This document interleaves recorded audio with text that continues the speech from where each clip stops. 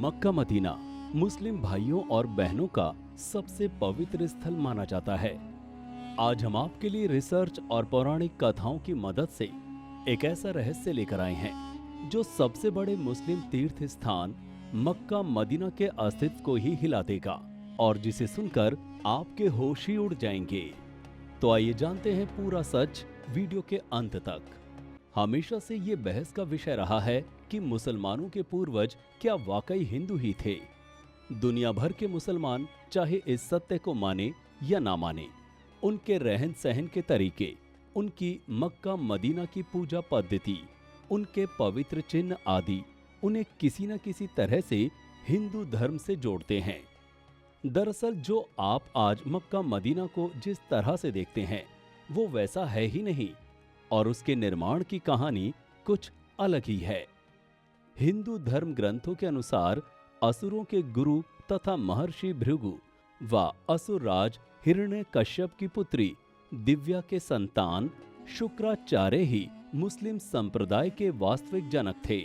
ईर्ष्या की वजह से शुक्राचार्य ने असुरों का गुरु बनने का ठाना और उनके गुरु होने के कारण शुक्राचार्य ने राक्षसों का वंश बचाने के लिए भगवान शिव की कठोर तपस्या की, जिससे प्रसन्न होकर शिवजी ने अपना स्वरूप शिवलिंग शुक्राचार्य को प्रदान कर वैष्णवों से दूर रखने को कहा। लेकिन ऐसा करना बड़ा मुश्किल था क्योंकि शिवजी के कई भक्त थे और वे शिवलिंग को बिना पूजा किए नहीं रह सकते थे। और तो और शिवजी का स्पष्ट आदेश था कि जिस दिन कोई भी वैष्णव यानी हिंदू और हिंदू ब्राह्मण इस शिवलिंग पर गंगा जल चढ़ा देगा, उस दिन राक्षस वंश का नाश हो जाएगा। शुक्राचार्य ने महादेव के स्वयं दिए शिवलिंग को भारतवर्ष तथा हिंदुओं से दूर रेगिस्तान में स्थापित किया, जिसे आज अरब देश में मक्का मदीना के नाम से जाना जाता है।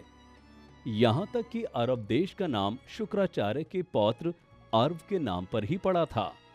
शुक्राचार्य मूल रूप से काव्य ऋषि थे और उनके सम्मान में मक्का मदीना के शिव मंदिर को काव्य नाम दिया गया।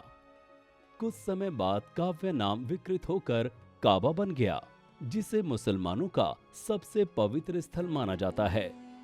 अरबी भाषा में शुक्र का मतलब महान माना जाता है और शुक्र अर्थात शुक्रिया अथवा धन्यवाद शब्दों का जन्म भी गुरु शुक्राचार्य के नाम पर ही हुआ था। मुसलमानों का पवित्र जुम्मा शुक्रवार को मानने की वजह भी गुरु शुक्राचार्य ही हैं। गुरु शुक्राचार्य बड़े ज्ञानी थे। उनका नाम शुक्र भी किसी कारण से ही पड़ा था। एक कथा के अनुसार शिवजी ने शुक्राचार्य को निगल लिया था, लेकिन उन्होंने भगवान शिव के उदर में रहकर भी शिवजी की स्तुति की थी, जिससे प्रसन्न होकर शिवजी ने बाहर निकलने की अनुमति दे दी थी। जब वे दिव्य वर्ष तक उनके उदर में विचरते रहे, तब शिवजी ने उनका नाम शुक्र रख दिया था और आगे चलकर दैत्य गुरु बने थे। तो दोस्तों, देखा आपने कैसे शुक्राचार्य ने महादेव के दिए शिवलिंग को मक्का मदीना में स्थापित किया था और यही वजह है कि आज हिंदुओं को मक्का मदीना में प्रवेश करने की सख्त मनाही है। अगर आपको ये वीडियो अच्छी लगी हो तो वीडियो को लाइक करें, शेयर करें और आपकी इस पर क्या राय है हमें कमेंट बॉक्स में जरूर बताएं।